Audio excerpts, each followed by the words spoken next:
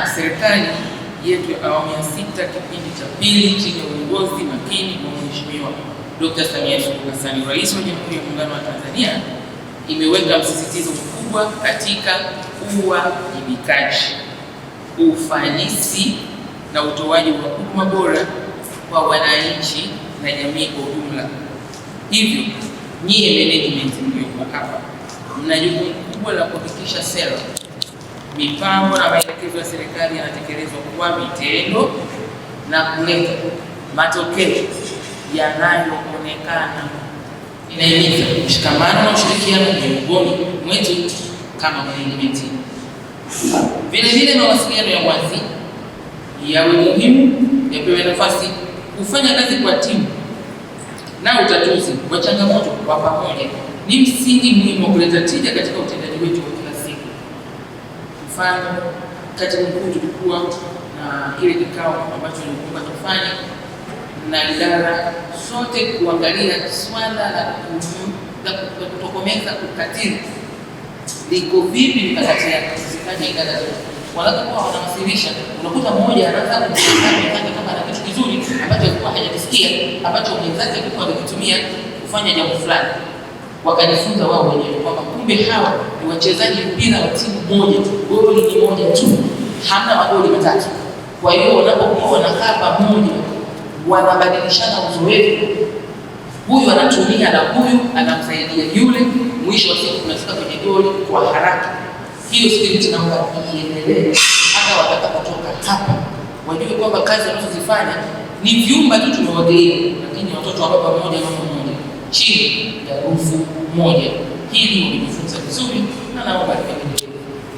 Lingine, mkitoka hapa, kinachofanya kazi ni moyo wako wa ndani. Yaani huyu tunayemwona nje anafanya kazi, anatembea, anaandika, ana present, the reflection moyoni mwako wewe kuna nini? Fikra zako wewe kuna nini? Naomba mlizingatie hili. Mtu mvivu hapendi kushirikisha mwenzake, ana mambo mengi moyoni yaliyohasi. Amvue huo utu wa ndani ambao unamfanya nje aonekane yeye hayuko vizuri kwenye eneo lake. Kila mtu yuko vizuri, umesoma, umeendelezwa, umefunzwa.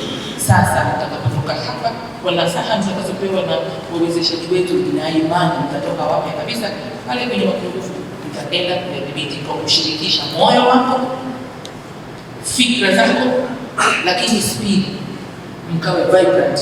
Ni sifa zinazokusaidia ukawe mbunifu, lakini kubwa ya yote usimamie ajenda yako mpaka ifike mwisho. Sio mtu anayependa kuulizwa lile jambo liko wapi, limeisha wapi, wewe ndio sasa mtamka, hautaonekana na matokeo hayataonekana. Simama kwenye ajenda yako vizuri, useme hili mimi ninalo mpaka mwisho, mtoe matokeo. Nilikuwa mtihani, najua wapi nitapata ushirikiano. Tunakutana siku ya leo, tutakaa pia na siku ya kesho kwa ajili ya kujipanga vizuri kimkakati, kwa ajili ya kuhakikisha kwamba yale ambayo tuelekeza ya kwenda kwa kasi zaidi na kwa nini na karibu zaidi na wananchi kwa matokeo makubwa, basi tunaenda kufanikisha. Kwa hiyo utaona timu yako yote ya wizara, maana viongozi wote makao makuu, lakini kwenye taasisi zetu mbili, vile maendeleo ya jamii, wote tuko hapa. Kumbe tukishatoka hapa, baada ya matarajio yetu, baada ya kesho, itakuwa kuna sababu ya kwa nini mtu anaweza kuwa anaendelea sisizia anasema ndivyo tunafanyana. Hapana, tunataka mkakati kwa ajili ya matokeo makubwa, kasi zaidi na karibu zaidi na wananchi. Kwa hiyo kazi yetu ndio hiyo, ndio ajenda yetu ambayo pia ni mapendekezo yao. Mheshimiwa Waziri, leo tuna mada mbili alitambulisha dada mwetu hapa. Tunaye mwenzetu kutoka Tume ya Mipango. Unakumbuka wote kwamba sasa hivi tuna dira ya miaka mingapi? Inaitwaje? Dira 2050. Lakini tuna ile mipango ya kitaifa ya maendeleo.